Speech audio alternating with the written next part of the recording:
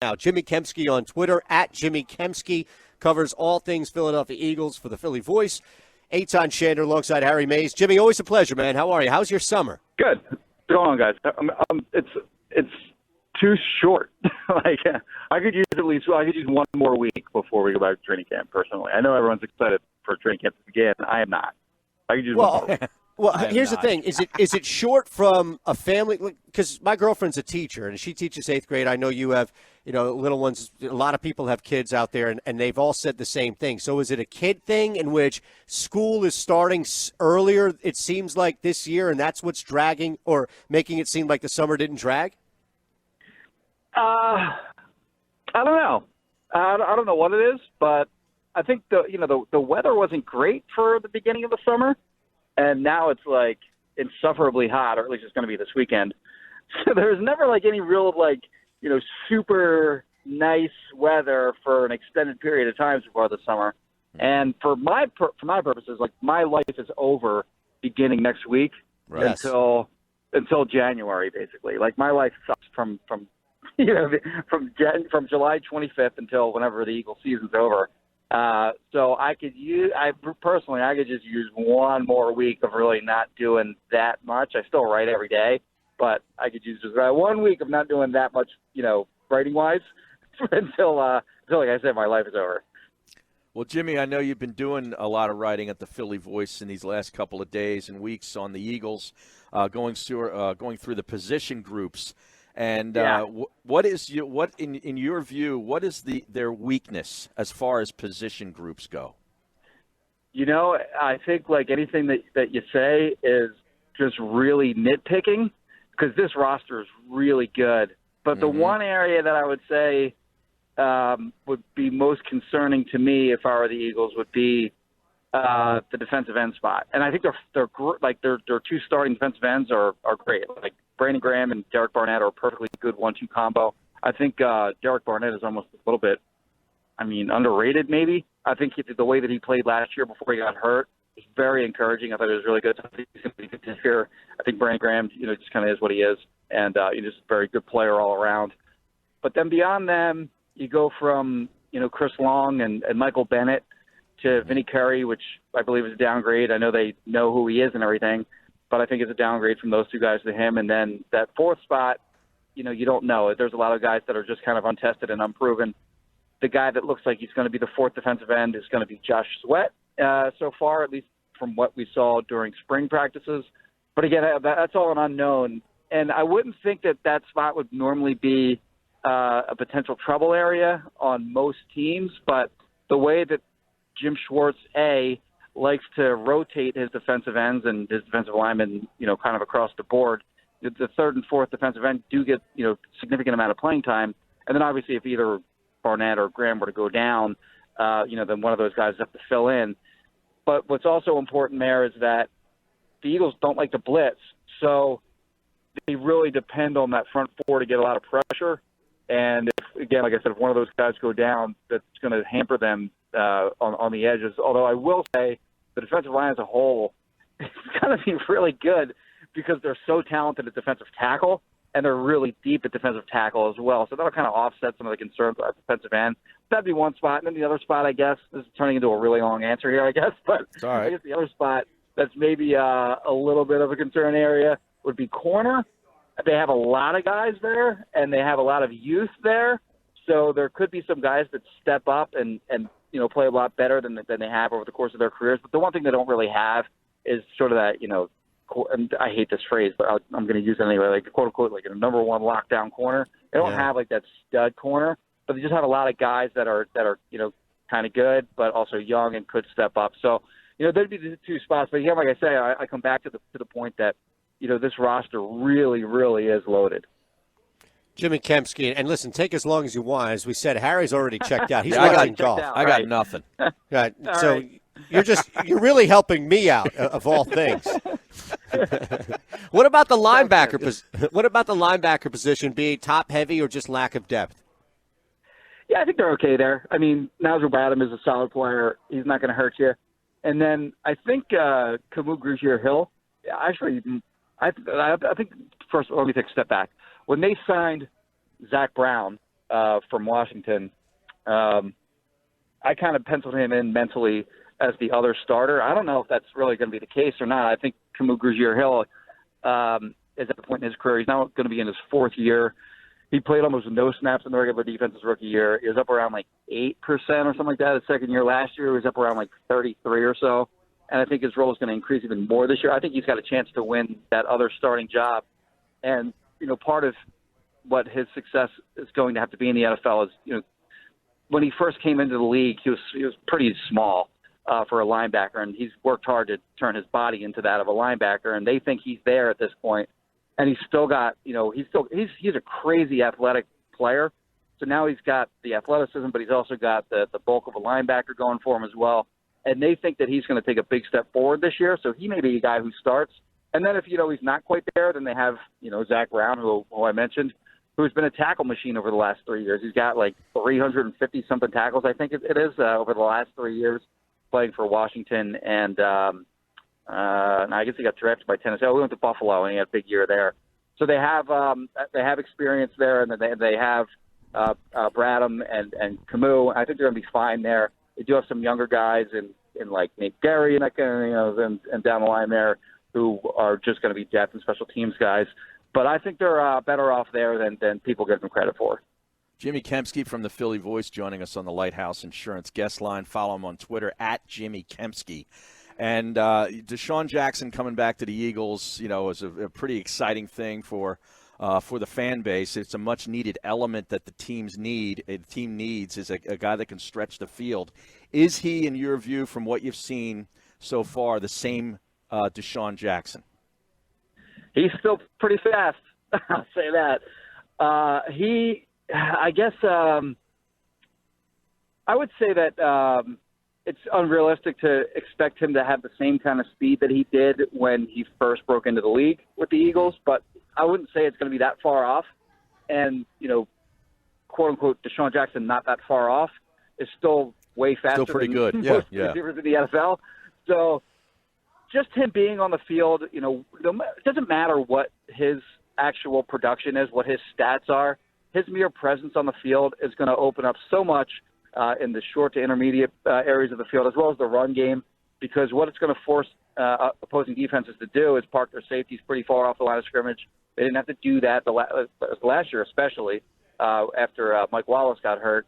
They didn't have any kind of deep threat whatsoever, so nobody respected the Eagles' ability to beat them over the top, and they played those short to intermediate zones heavily, and the Eagles still were pretty productive offense anyway. But this year they can't do that anymore, because if you do that, Deshaun will beat you over the top. And if you do overplay it, which I'm sure they will, it's going to open up so much for guys like Ertz and for Alshon Jeffrey and even Nelson Aguilar. And then, the running backs are going to be more involved in the run game. Dallas Goedert is another guy who I think is going to have a huge breakout. I think he's going to have a big year. Yeah, I agree. He's a very, very good player. On a side note on him, I kind of did a film breakdown on him a few weeks ago, and it's hard to come up with any kind of weakness for him. Like that's really rare for a player, not only that was a rookie last year, but came from South Dakota State. Right. Like, he wasn't playing against top-level competition there. And the way that he came into this league and was immediately a really good blocker, which he wasn't asked to do much of at South Dakota State because he was their primary receiver. I mean, he had well over 1,000 yards there. I think he was up around 90 catches. So he was their primary receiver in the passing game. They didn't ask him to do a lot of blocking because why would you? You're going to send him out in the pattern. And he was really, really good as a blocker. And then as a receiver, he has good hands. He runs after the catch. He's big. He's physical. He runs guys over. He's not like Ertz early in his career. He'd catch it and he'd kind of go down on his own every now and again. Right. He doesn't do that at all. He looks to run guys over. So he's a guy that I think is going to be awesome in this offense. And then, like I said, with Deshaun, kind of backing those safeties off a little bit, those guys are going to eat in the middle of the field. Jimmy, in your reporting this summer, and I know it was few and far between because you're trying to enjoy your vacation, your time off. If it's not a vacation, clearly your time off. But who on the team was most upset about their Madden rating? Well, we haven't been around them at all since maybe you got a text from Fletch or somebody trying to leak out how mad they are without it being a video of themselves. I don't know. Oh, I think you're giving me too much credit for how much these players will text back and forth with me. they want to see me as much as they want to see and they want to text with me as much as for me, like, not wanting to go back right now. They sure as hell don't want to go back right now yet either, and they aren't texting with media types like me. But I don't know who would be most excited. I haven't seen the full Madden ranking. I would say that actually I think the Eagles have they have the highest rating. They are. Team-wise. They're the highest rated team. And Kelsey's in the 90s, Malcolm Jenkins. The only guy that really got snubbed is Carson Wentz, but he doesn't appear to be the guy who would be out, with the bullhorn bitching and moaning about his Madden rating. Right. Right. Carson Wentz, I think he was the 13th overall quarterback. Oh, Lovato actually put out a tweet. It was pretty funny because, it was basically because what they do is when they have to have you on the team as a position player. You can't just be a long snapper. So they have to drop your ratings down so much as a position player that you physically can't play Lovato as a tight end. Oh, right. So he put out a tweet that was pretty he had high school level strength. It was ridiculous. Sounds like that Sion Fahey did the ratings for the quarterbacks. Yeah. He hates Carson Wentz. He thinks he's an average quarterback. Well, he doesn't have a job anymore, so. Oh, is that right? He's long gone. Yeah. Oh, good. Yeah, I think somebody wised up to the game.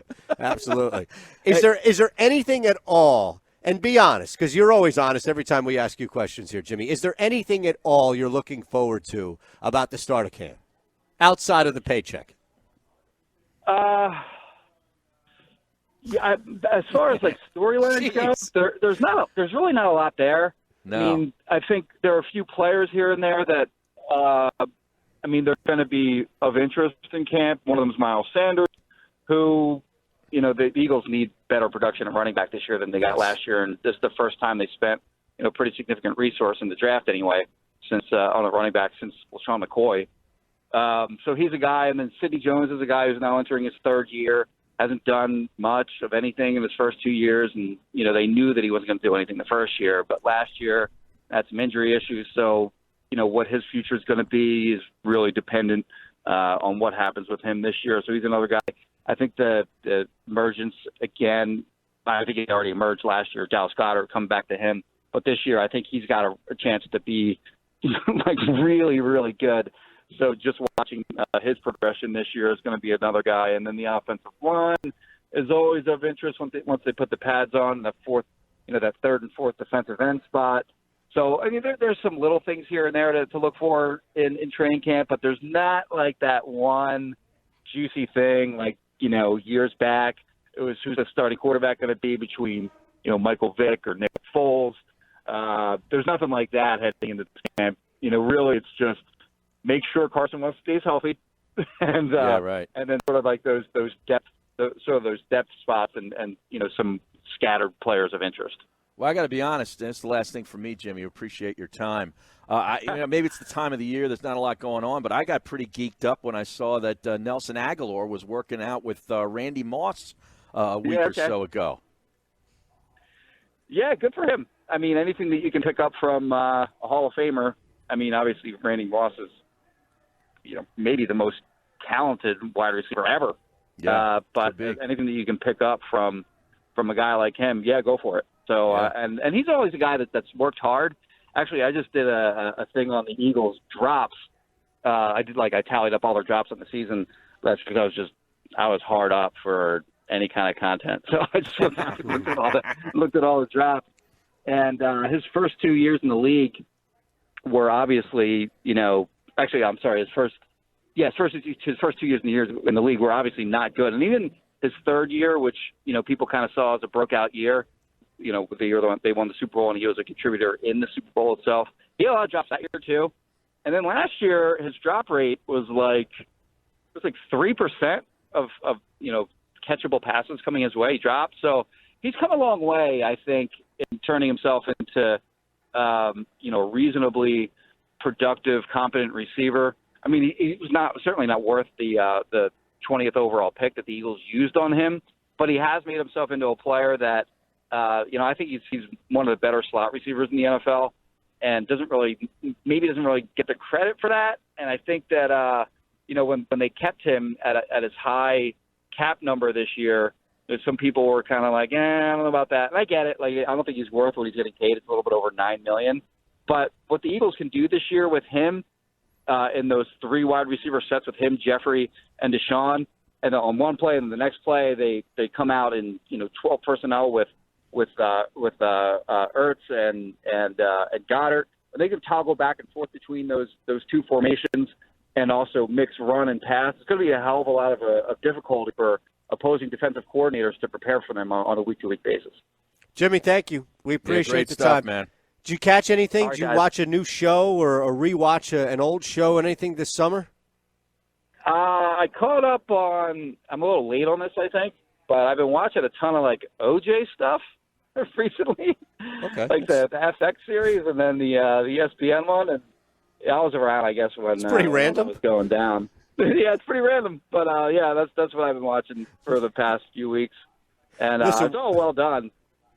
Yes, It's so really kind I've of a heard. fascinating case in American history. Absolutely. And I now he's saw a it. fascinating case on social Oh, media. man. It's Yeah. amazing. Thanks, Jimmy. Thanks, Jimmy. Yeah. All right, guys, appreciate it. There he is, Jimmy Kempski from the Philly Voice on the Lighthouse Insurance Hotline.